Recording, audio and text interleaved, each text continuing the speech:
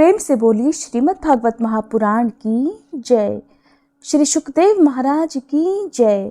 आज सुनिए भागवत में आगे की कथा।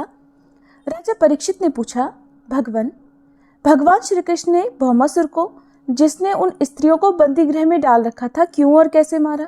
आप कृपा करके शारंग धनुषधारी भगवान श्री कृष्ण का वह विचित्र चरित्र भी सुनाइए। तब श्री सुखदेव जी कहने लगे, परीक्षित, भौमासुर ने वरुण का छत्र, माता अदिति के कुंडल और मेरु पर्वत पर स्थित देवताओं का मणि पर्वत नामक स्थान छीन लिया था। इस पर सबके राजा इंद्र द्वारका में आए और उसकी एक एक करतूत उन्होंने भगवान श्री कृष्ण को सुनाई। अब भगवान श्री कृष्ण अपनी प्रिय पत्नी सत्यभामा के साथ गरुड़ पर सवार हुए और भौमासुर की राजधानी प्रागज्योतिषपुर में गए। प्रागज्योतिषपुर में प्रवेश करना बहुत कठिन था। पहले तो उसके चारों ओर पहाड़ों की किलेबंदी थी, उसके बाद शस्त्रों का घेरा लगाया हुआ था, फिर जल से भरी खाई थी, उसके बाद आग या बिजली की चार दीवारी थी और उसके भीतर वायु अर्थात गैस बंद करके रखा गया था। इससे भी भीतर मुर दैत्य ने नगर के चारों ओर अपने 10,000 घोर और सुदृढ़ फंदे अर्थात जाल बिछा रखे थे। भगवान श्री कृष्ण ने अपनी गदा की चोट से पहाड़ों को तोड़फोड़ डाला और शस्त्रों की मोर्चेबंदी को बाणों से छिन्न भिन्न कर दिया। चक्र के द्वारा अग्नि, जल और वायु की चार दीवारियों को तहस नहस कर डाला और मुर दैत्य के फंदों को तलवार से काट कूट कर अलग रख दिया। जो बड़े बड़े यंत्र मशीनें वहां लगी रखी थीं, उन सभी को तथा वीर पुरुषों के हृदय को शंखनाद से विदीर्ण कर दिया और नगर के परकोटे को गदाधर भगवान ने अपनी भारी गदा से विध्वंस कर डाला। भगवान के पांचजन्य शंख की ध्वनि प्रलयकालीन बिजली की कड़क के समान महाभयंकर थी। उसे सुनकर मुर दैत्य की नींद टूटी और वह बाहर निकल आया। उसके 5 सिर थे और अब तक वह जल के भीतर सो रहा था। वह दैत्य प्रलयकालीन सूर्य और अग्नि के समान प्रचंड तेजस्वी था। वह इतना भयंकर था कि उसकी ओर आंख उठाकर देखना भी आसान काम नहीं था। उसने त्रिशूल उठाया और इस प्रकार भगवान की ओर दौड़ा जैसे सांप गरुड़ जी पर टूट पड़े। उस समय ऐसा लगता था मानो वह अपने 5 मुखों से त्रिलोकी को निगल जाएगा। उसने अपने त्रिशूल को बड़े वेग से घुमाकर गरुड़ जी पर चलाया और फिर अपने 5 मुखों से घोर सिंहनाद करने लगा। उसके सिंहनाद का महान शब्द पृथ्वी, आकाश, पाताल और 10 दिशाओं में फैलकर सारे ब्रह्मांड में भर गया। भगवान कृष्ण ने देखा कि मुर दैत्य का त्रिशूल गरुड़ की ओर बड़े वेग से आ रहा है। तब उन्होंने अपना हस्त कौशल दिखाकर फुर्ती से उन्होंने 2 बाण मारे, जिनसे वह त्रिशूल कटकर 3 टुकड़े हो गया। इसके साथ ही मुर दैत्य के मुखों में भी भगवान ने बहुत से बाण मारे, जिससे वह दैत्य अत्यंत क्रोधित हो गया और उसने भगवान पर अपनी गदा चलाई। किंतु भगवान श्री कृष्ण ने अपनी गदा के प्रहार से मुर दैत्य की गदा को अपने पास पहुंचने से पहले ही चूर चूर कर दिया। अब वह अस्त्रहीन हो जाने के कारण अपनी भुजाएं फैलाकर श्री कृष्ण की ओर दौड़ा और उन्होंने खेल ही खेल में चक्र से उसके 5 सिर काट डाले। सिर कटते ही मुर दैत्य के प्राण पखेरु उड़ गए और वह ठीक वैसे ही जल में गिर पड़ा जैसे इंद्र के वज्र से शिखर कट जाने पर कोई पर्वत समुद्र में गिर पड़ा हो। मुर दैत्य के 7 पुत्र थे, ताम्र, अंतरिक्ष, श्रवण, विभावसु, वसु, नभस्वान और अरुण। ये अपने पिता की मृत्यु से अत्यंत शोकाकुल हो गए और फिर बदला लेने के लिए क्रोध में भरकर शस्त्रों से सुसज्जित हो गए और पीठ नामक दैत्य को अपना सेनापति बनाकर भौमासुर के आदेश से श्री कृष्ण पर चढ़ाए। वे वहां आकर बड़े क्रोध से भगवान श्री कृष्ण पर बाण, खड्ग, गदा, शक्ति, रिष्टि और त्रिशूल आदि प्रचंड शस्त्रों की वर्षा करने लगे। परीक्षित, भगवान की शक्ति अमोघ और अनंत है। उन्होंने अपने बाणों से उनके कोटि कोटि शस्त्रास्त्र तिल तिल करके काट डाले। भगवान के शस्त्र प्रहार से सेनापति पीठ और उसके साथी दैत्यों के सिर, जंघा, भुजा, पैर और कवच कट गए और उन सभी को भगवान ने यमराज के घर पहुंचा दिया। जब पृथ्वी के पुत्र भौमासुर ने, नरकासुर ने देखा कि भगवान श्री कृष्ण के चक्र और बाणों से हमारी सेना और सेनापतियों का संहार हो गया, तब उसे असह्य क्रोध हुआ। वह समुद्र तट पर पैदा हुए बहुत से मद वाले हाथियों की सेना लेकर नगर से बाहर निकला। उसने देखा कि भगवान श्री कृष्ण अपनी पत्नी के साथ आकाश में गरुड़ पर स्थित है। जैसे सूर्य के ऊपर बिजली के साथ वर्षाकालीन श्याम मेघ शोभायमान हो। भौमासुर ने स्वयं भगवान के ऊपर शतघ्नी नाम की शक्ति चलाई और उसके सब सैनिकों ने भी एक ही साथ उन पर अपने अपने अस्त्र शस्त्र छोड़े। अब भगवान श्री कृष्ण भी चित्र विचित्र पंख वाले तीखे तीखे बाण चलाने लगे। इससे उसी समय भौमासुर के सैनिकों की भुजाएं, जांघें, गर्दन और धड़ कट कट कर गिरने लगे। हाथी घोड़े भी मरने लगे। परीक्षित, भौमासुर के सैनिकों ने भगवान पर जो जो अस्त्र शस्त्र चलाए थे उनमें से प्रत्येक को भगवान ने 3-3 तीखे बाणों से काट डाला। उस समय भगवान श्री कृष्ण गरुड़ जी पर सवार थे और गरुड़ जी अपने पंखों से हाथियों को मार रहे थे। उनकी चोंच, पंख और पंजों की मार से हाथियों को बड़ी पीड़ा हुई और वे सब के सब आर्त होकर युद्धभूमि से भागकर नगर में घुस गए। अब वहां अकेला भौमासुर ही लड़ता रहा।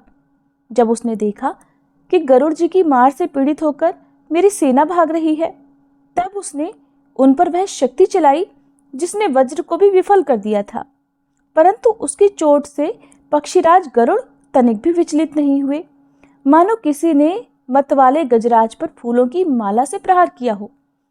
अब भौमासुर ने देखा कि मेरी एक भी चाल नहीं चल रही, सारे प्रयास विफल होते जा रहे हैं। तब उसने श्री कृष्ण को मार डालने के लिए एक त्रिशूल उठाया, परंतु उसे अभी वह छोड़ भी नहीं पाया था कि भगवान श्री कृष्ण ने छुरे के समान तीखी धार वाले चक्र से हाथी पर बैठे हुए ही भौमासुर का सिर काट डाला। उसका जगमगाता हुआ सिर कुंडल और सुंदर किरीट के सहित पृथ्वी पर गिर पड़ा। उसे देखकर भौमासुर के सगे संबंधी हाय हाय पुकार उठे।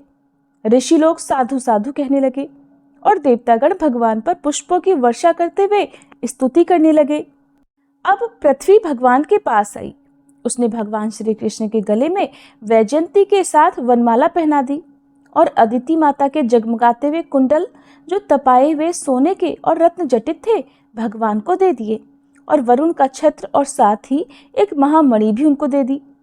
राजन, इसके बाद पृथ्वी देवी बड़े बड़े देवताओं के द्वारा पूजित विश्वेश्वर भगवान श्री कृष्ण को प्रणाम करके हाथ जोड़कर भक्ति भाव भरे हृदय से उनकी स्तुति करने लगी।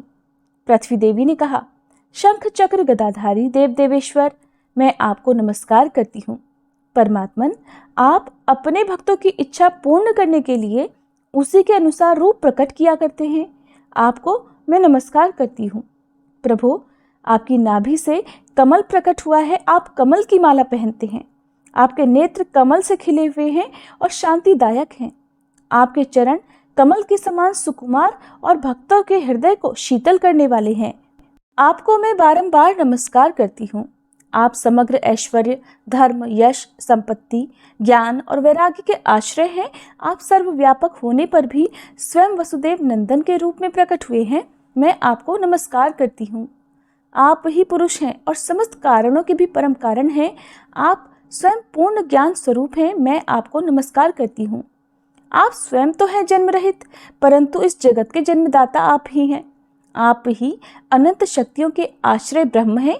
जगत का जो कुछ भी कार्य कारण में रूप है, जितने भी प्राणी या अप्राणी हैं, वह सब आपके ही स्वरूप हैं। मैं आपको नमस्कार करती हूँ।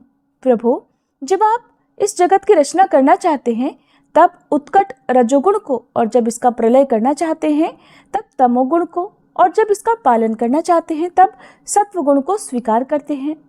किंतु ये सब करने पर भी आप इन गुणों से ढकते नहीं, लिप्त नहीं होते।